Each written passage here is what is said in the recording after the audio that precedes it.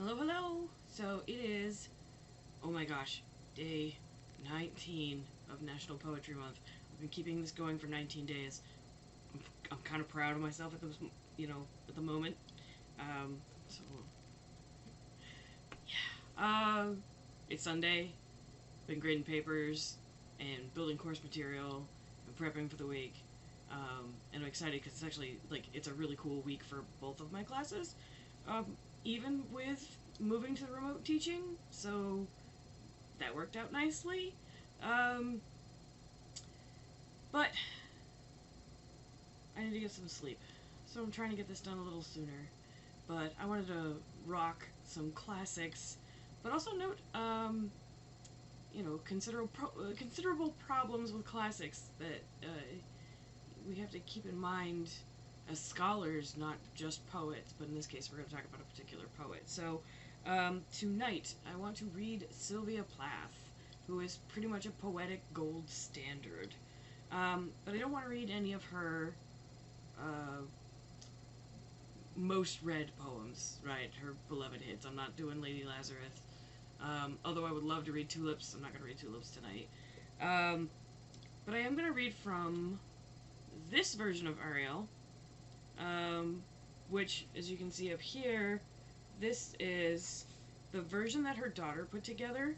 That is a more complete manuscript than the one that her ex-husband Ted Hughes had published.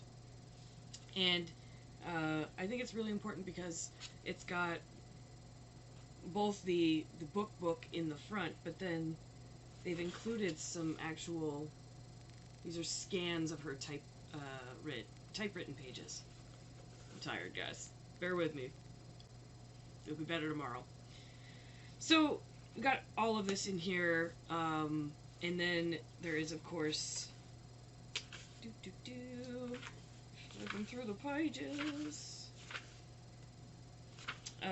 The foreword in this is actually written by Frieda, her daughter. So, it's a really important versioning of this book that I think, if you're going to read Sylvia Plath, I recommend this version. So the two poems that I'm going to read for you tonight are versions, semi-finished versions of drafts that she had that never made it into the final manuscript because her ex-husband cut them. Frieda thought it was really important to put those back in the book. So we're going to read two of those tonight. I'll get to it now. So the first one of that is Magi. And let's just get started. The abstracts hover like dull angels. Nothing so vulgar as a nose or an eye, bossing the ethereal blanks of their oval faces. Their whiteness bears no relation to laundry, snow, chalk, or such like. They're the real thing, all right, the good, the true. Salutatory and pure as boiled water, loveless as the multiplication table, while the child smiles into thin air. 6 months in the world, and she is able to rock on all fours like a padded hammock. For her, the heavy notion of evil attending her cot is less than a bellyache. And love, the mother of milk, not theory.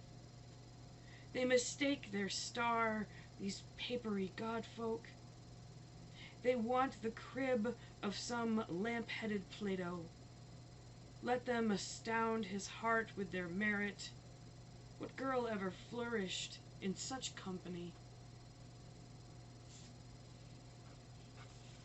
I'm thinking this one was probably written for or about Frieda, actually.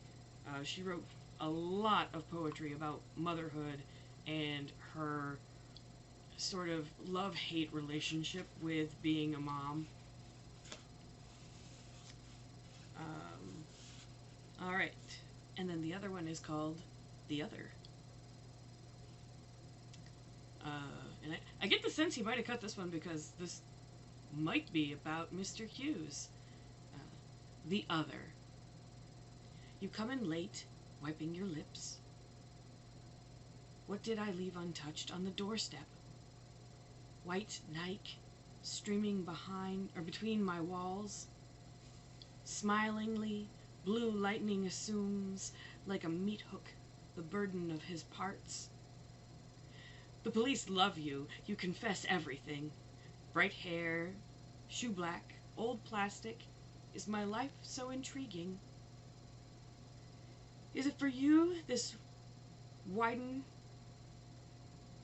Is it for you this widen your eye rings? Is it for this air motes depart? They are not air motes, they are corpuscles. Open your handbag. What is that bad smell? Is it your knitting, busily hooking itself to itself? Is it your sticky candies? I have your head on my wall. Navel cords, blue-red and lucent, shriek from my belly like arrows, and these I ride. O moonglow, O sick loved one. The stolen horses, the fornications circle a womb of marble. Where are you going, that you suck breath like mileage? Sulphurous adulteries grieve in a dream. Cold glass, how you insert yourself between myself and myself. I scratch like a cat. The blood that runs is dark fruit. An effect, a cosmetic. You smile. No, it is not fatal.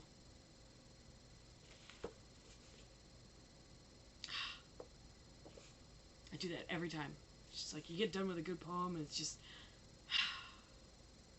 yeah, it's really interesting. I find Plath's work, while it's really got some concrete imagery in it, tends to be like abstractly reaching for something else. And I can't always put my finger on it. So in that last poem, yeah, there's a bit of a stretch going on in there. But then, sometimes she makes it work so well, which is why I almost wonder if this was like an earlier version she was still working on. Tulips, it seems like it's going in that direction, and then everything just sort of gets brought home at the end of that poem. So, and I think, it's tough. Because if you know a little bit about Plath and you know a little bit about Ted Hughes, then you know these are complicated people dealing with, relationships, and, she was essentially like a proto-feminist. And I always feel like Plath was one of those poets that was onto something. She was bumping up against those glass ceilings and walls long before we knew how to articulate that there was a glass ceiling. And so I feel like that's where I feel like her incompleteness comes in. So anyway, I'm not going to go on a longer rant about all of this stuff with Sylvia Plath. But, I feel like even if you're a poet and you feel like you're not getting it right, it probably just means you're onto something that we don't have language for yet. And that's, for me, that's the thrill of the hunt, right? Finding those places where we need the language, where we need to bend language to the way our minds work, and then thus in bending it, change the way our minds work. Yeah, good times. So, day 19 of National Poetry Month for 2002. Trapped in our houses, trying to find a way to make the world make sense. And it's Sunday, I'm letting my hair down. So, have a good night, guys.